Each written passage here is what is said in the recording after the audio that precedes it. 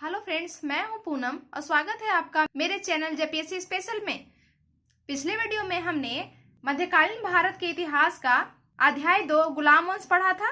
आज हम लोग गुलाम वंश से रिलेटेड कुछ एमसीक्यू करेंगे। आप एमसीक्यू को जरूर अटेम्प्ट कीजिए और मुझे अपना स्कोर बताइएगा कि आपका मार्क्स कितना आया। चलिए फ्रेंड्स, वीडियो को शुरू करते हैं। पहला क्वेश्चन है, गुलाम वंश का संस्थापक कौन था? Option A Iltutmish, B Alauddin Khilji, C Qutubuddin Aibak या डी बलबन। सही आंसर है इसका ऑप्शन सी कुतुबुद्दीन ऐबक। अब आइए मैं कुतुबुद्दीन ऐबक से रिलेटेड आपको वैसे तथ्य बताती हूँ जो आपके एग्जाम पॉइंट ऑफ व्यू से इम्पोर्टेंट है और कई बार एग्जामों में पूछा गया है, खास करके पीसीएस एग्जाम में। कुतुबुद्दीन ऐबक का टाइम है 1206 ईस्वी से 1210 ईस्वी तक।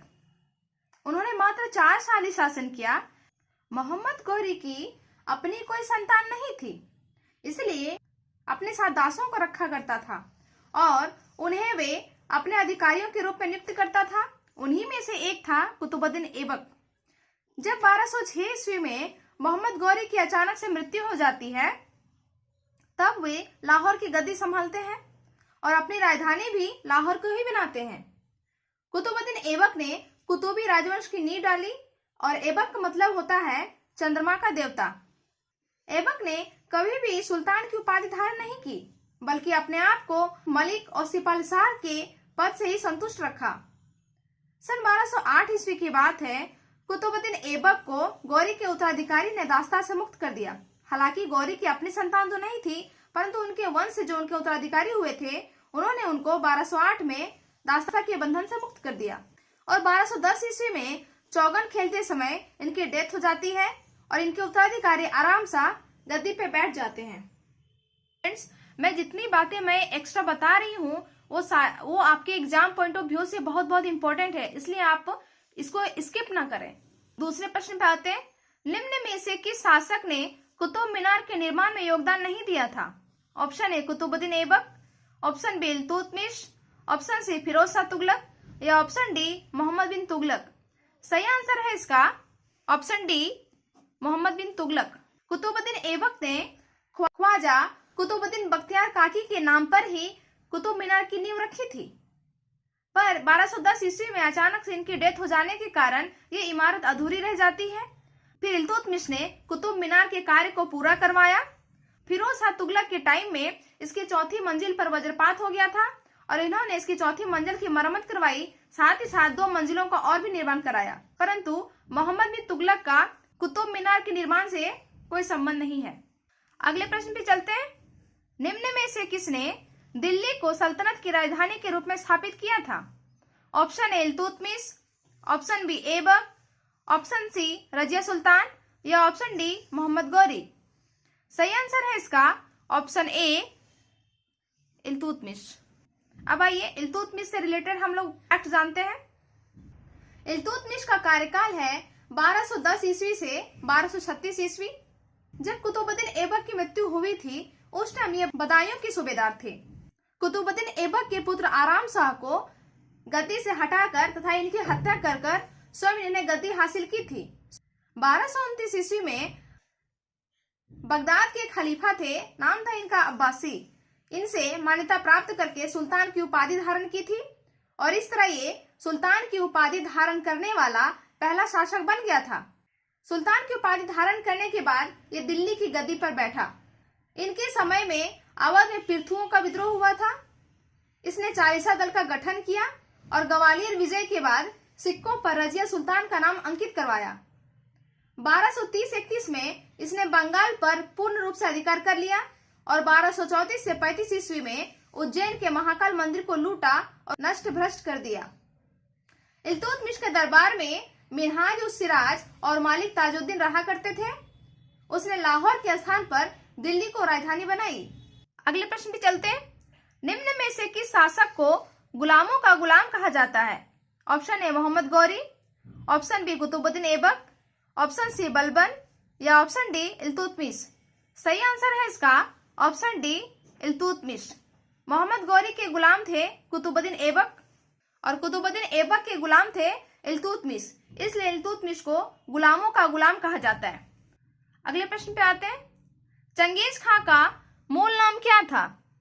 Option A Rasul Khan, option B Yesugei, option C Temujin या ऑप्शन डी ओगदी। सही आंसर है इसका ऑप्शन सी तैमूचिन।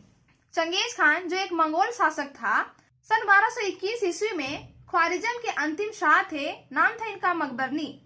इसका पीछा करते हुए ये भारत के उत्तर पश्चिम सिंध प्रांत पर आ धमका और मकबरनी ने स्वयं की रक्षा करने के लिए इल्तुतमिश के दरबार में उनसे सहायता मांगी, परंतु मंगोल नेता चंगेज खान ने पहले ही पत्र लिख के उन्हें आगाह कर दिया था अगर उन्होंने मकबरनी की किसी भी तरह से सहायता की तो वे उनके साम्राज्य पर हमला कर देंगे।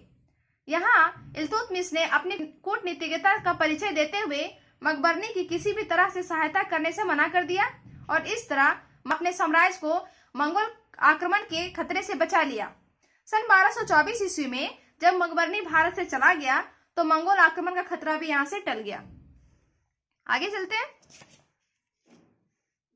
इल्तुतमिश ने बिहार में अपना प्रथम सूबेदार किसे नियुक्त किया था?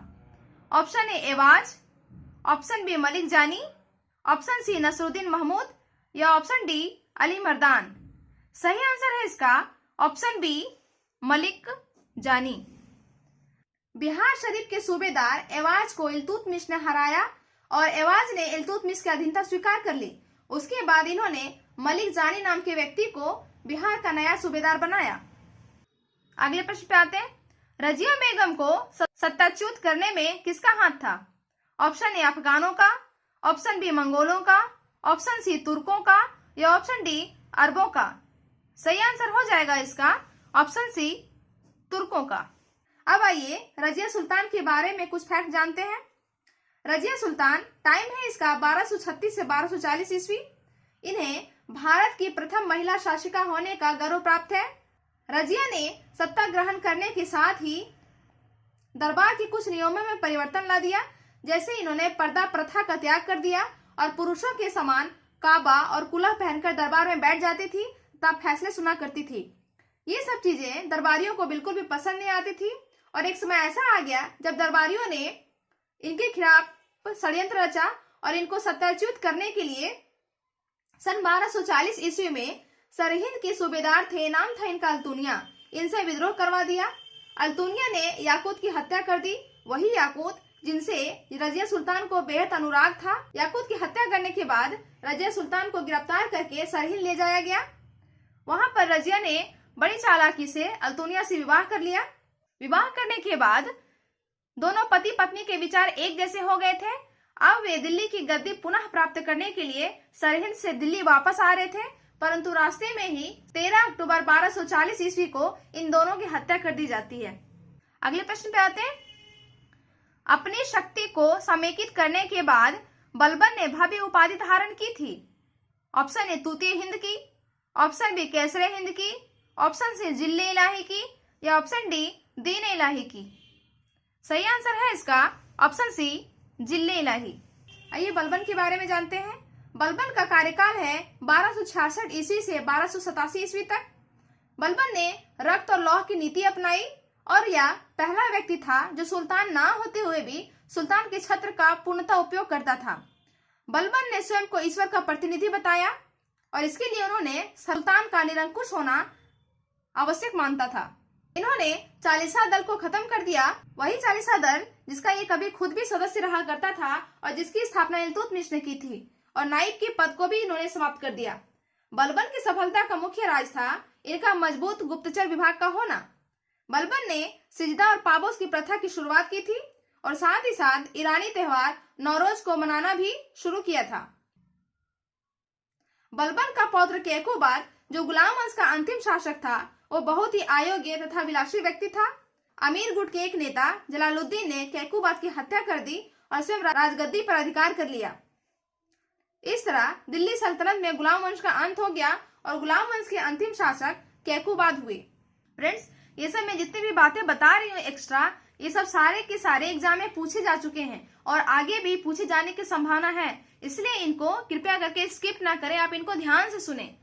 मुझे पता है कि आप लोगों को मेरा वीडियो बहुत बोरिंग लगता होगा क्योंकि मेरे पास पेन पेपर की सिवाय कुछ भी नहीं है, पर इतना जान लीजिए मेरे द्वारा बताई गई हर एक बात बहुत बहुत इंपॉर्टेंट है। ठीक है फ्रेंड्स, चलिए आगे चलते हैं। निम्न में से कौन सा कथन बलबन के विषय में सही नहीं है? ऑप्शन ए, उसने नियामत खुदाई के सिद्धांत का प्रतिपादन किया। ऑप्शन बी, इसने इक्तदारी व्यवस्था का प्रारंभ किया। ऑप्शन सी, इसने तुर्कान चहलगामी प्रथा को समाप्त किया। या ऑप्शन डी, उसने बंगाल के विद्रोह का दमन कर दिया। सही आंसर है इसका ऑप्शन बी, उसने इक्तदारी व्यवस्था का प्रारंभ किया। इक्तदारी व्यवस्था का प्रारंभ इल्तुतमिश ने किया था, पर बलबन ने नियामत खुदाई के सिद्धांत का प्रतिपादन किया, स्वयं को ईश्वर का प्रतिनिधि बताया। उन्होंने तुर्कान चहलगामी मतलब चालीसा दल का दमन किया, बिल्कुल किया। उसने बंगाल के विद्रोह का भी दमन किया। भी कथन सही है। आगे प्रश्न पे चलते हैं। निम्न में से किसके वर्णन से ये ज्ञात होता है कि इल्तुतमिश ने अपने महल के सामने संगमरमर की 2 शेरों की मूर्तियां स्थापित कराई थी? Option A Barani, option B Badayuni, option C Utbi या ऑप्शन डी इब्ने बतूता। सही आंसर है इसका option D Ibn Battuta. Ibn Battuta के अनुसार इल्तुतमिश ने अपने महल के सामने संगमरमर की 2 शेरों की मूर्तियां स्थापित कराई थी और जिनके गले में 2 घंटियां होती थी। कोई भी आम नागरिक इन घंटियों को बजाकर सुल्तान से न्याय की गुहार लगा सकता था। अगले प्रश्न पे चलते हैं। निम्न में से किस शासक ने राजत्व के सिद्धांत को प्रस्तुत किया? Option A Razia Sultan, option B Aram Shah, option C Balban या ऑप्शन डी इल्तुतमिश। हम लोगों ने जस्ट इसी क्वेश्चन को पढ़ा अभी। इसका सही आंसर हो जाएगा ऑप्शन सी बलबन। राजत्व का सिद्धांत, नियामत खुदाई का सिद्धांत, दोनों एक ही बात है। अगले प्रश्न में चलते हैं। निम्न में से किस इतिहासकार का कहना था कि रजिया में एक ही दुर्गुण था और वह था उसका औरत होना? Option A Minhajus Siraj, option B Ibn Battuta, option C Al Biruni या ऑप्शन डी अमीर खुसरो। सही आंसर है इसका ऑप्शन ए मिनहाज उस सिराज। मिनहाज उस सिराज का कहना था कि रजिया में सुल्तान बनने के सारे गुण कूट कूट के भरे हुए थे, बस एक ही उनमें दुर्गुण था कि वह स्त्री थी। इसी वजह से इनके दरबारी इनको शासक के रूप में पसंद नहीं करते हैं और अंततः इनकी हत्या कर दी जाती है। अगले प्रश्न पे आते हैं। सुल्तान के पद को वंशानुगत बनाने वाला प्रथम शासक कौन था? Option A Alauddin Khilji, option B Balban, option C Aibak या ऑप्शन डी इल्तुतमिश। सही आंसर है इसका ऑप्शन डी इल्तुतमिश। सर्वप्रथम इल्तुतमिश ही ऐसा शासक रहा है जिन्होंने सुल्तान के पद को वंशानुगत बनाया, परंतु जब इन्होंने ग्वालियर को जीता उसके बाद उसने अपने सिक्कों पर रजिया सुल्तान का नाम अंकित करवाया और उत्तराधिकारी के रूप में अपने ज्येष्ठ पुत्र को उत्तराधिकार चुनने का प्रथा को भी समाप्त कर दिया और रजिया सुल्तान को अपना उत्तराधिकारी चुना। अगले प्रश्न पे आते हैं। सही जोड़ी से उनका मिलान कीजिए। इल्तुतमिश 1236 से 40, रजिया सुल्तान 1210 से 1236, बहराम शाह 1266 से 1287, बलबन 1240 से 1242। तो इल्तुतमिश का टाइम था 1210 से 1236, रजिया सुल्तान का टाइम है 12 से 36 से 1240, मात्र 4 साल। बहराम शाह का टाइम है 1240 से 1242 और बलबन का टाइम है 1266 से 1287। उम्मीद करती हूँ ये आपने कर लिया होगा। अगले प्रश्न पे आते हैं। निम्न में से कौन सा शासक था जो टोपी सीकर अपना जीवन निर्वाह किया करता था? Option A Alauddin Masud Shah, option B Bahram Shah, option C Nasiruddin Mahmud या ऑप्शन डी आराम शाह। सही आंसर है इसका ऑप्शन सी नसरुद्दीन महमूद। ये बलबन का दामाद था तथा टोपी सीकर अपना जीवन निर्वाह किया करता था। अगले प्रश्न पे चलते हैं। भारत में संभवतः पहला मकबरा बनाने का श्रेय किसे दिया जाता है? ये बहुत बहुत इंपॉर्टेंट क्वेश्चन है। Option A Balban, option B Razia Sultan, option C Iltutmish या ऑप्शन डी मोहम्मद गौरी। सही आंसर है इसका ऑप्शन सी इल्तुतमिश। भारत में पहला मकबरा बनाने का श्रेय इल्तुतमिश को जाता है और इल्तुतमिश का मकबरा दिल्ली में स्थित है। तो फ्रेंड्स, आपने 16 क्वेश्चन में कितना स्कोर किया कमेंट सेक्शन में मुझे लिख के जरूर बताइएगा। मिलते हैं फ्रेंड्स अगले वीडियो में। तब तक के लिए अपना ख्याल रखिएगा। Good bye, take care.